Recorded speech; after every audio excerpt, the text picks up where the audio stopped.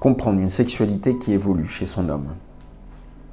Il arrive parfois que l'homme se sente débordé ou pas à la hauteur face aux différents défis qui lui font face. La fin de carrière, la relation avec son couple, un corps qui change, des performances moins récurrentes, des responsabilités nouvelles. Cela engendre émotions et stress. Qu'il le veuille ou non, l'aspect psychologique et mental joue un rôle très important, souvent plus important que dans les périodes précédentes de sa vie. Tous les hommes ne sont pas égaux face à la vieillesse, comme les femmes. Il est donc fondamental de mesurer les enjeux et les opportunités que les changements provoquent. Tout d'abord, écoutez ses désirs. Le plaisir est encore très souvent recherché par les hommes autour de la soixantaine ou plus, et les 3/4 considèrent leur sexualité comme un pilier de leur équilibre personnel. Maintenir des moments d'intimité, s'y préparer, les évoquer ou faire en sorte que ça ou son partenaire les apprécie est une des réponses à ces désirs. L'acte sexuel est souvent moins mécanique qu'à 20 ans ou à 40 ans. Il est très souvent la conséquence d'une montée d'excitation et d'une préparation sensuelle préalable. Seul ou avec sa partenaire, la masturbation fait également partie des moments d'intimité favorables à l'expression de sa libido, la pénétration n'étant pas tout le temps obligatoire. Ensuite, écouter l'autre. Vivre sa sexualité de manière épanouie implique la complicité de l'autre personne, pas uniquement durant l'acte, mais également dans la sexualisation entière de son couple.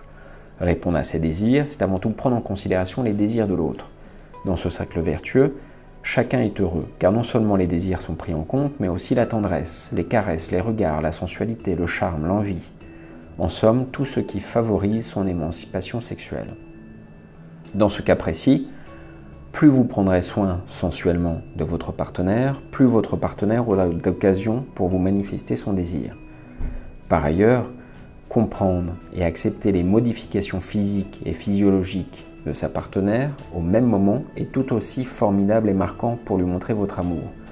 Car il ne faut pas oublier que si les empreintes du temps ont un effet sur votre partenaire, elles ont aussi des effets sur vous. Par ailleurs, accepter les changements de son corps. En effet, la baisse de la libido, la perte de cheveux, le grossissement du ventre, les sueurs, le sommeil irrégulier sont parfois le signe de l'andropause dont la principale caractéristique est la baisse lente de testostérone. En rien comparable à l'ménopause, l'andropause ne concerne pas tous les hommes, mais peut affecter, sans forcément le savoir, leur état psychique. Après 60 ans, les soucis d'éjaculation alternent avec une érection plus lente et moins répétitive. Dans les deux cas, cela ne signifie pas que le plaisir est absent ou l'acte sexuel est moins vécu. Là encore, accepter le corps de l'autre et son propre corps représente un pas essentiel vers l'amour de soi et le respect de soi. Si vous voyez le corps de votre partenaire évoluer, votre partenaire voit également votre corps changer. Il faut faire preuve de tolérance et d'humilité. Par conséquent, communiquer avec sa ou son partenaire est extrêmement important pour apprendre à s'aimer dans le temps et à trouver un nouvel équilibre. Le psychologique, plus que le physique, joue un rôle important. Même si le rôle du sens visuel est toujours important chez l'homme avec l'âge, l'aspect purement physique s'atténue. Non qu'il ne soit plus important, mais il devient moins prioritaire dans l'équilibre de sa sexualité. Le stress peut impacter le mental à l'heure d'évoquer son érection ou son éjaculation. Sous réserve d'avis de professionnels et de médecins, des médicaments existent, mais ne font pas tout.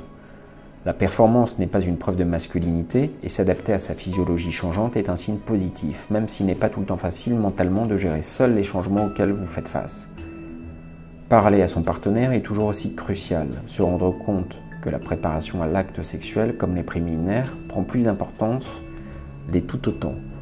Se savoir désirer et exprimer son désir pour l'autre fait déjà partie de la sexualisation du couple. Consulter un thérapeute ou un coach est un moyen concret et utile pour avancer plus sereinement, seul ou en couple. La retraite est aussi une opportunité d'échanger davantage autour de la sexualité avec sa ou son partenaire, de parler de ses ressentis, d'exprimer ses émotions, de partager ses fantasmes.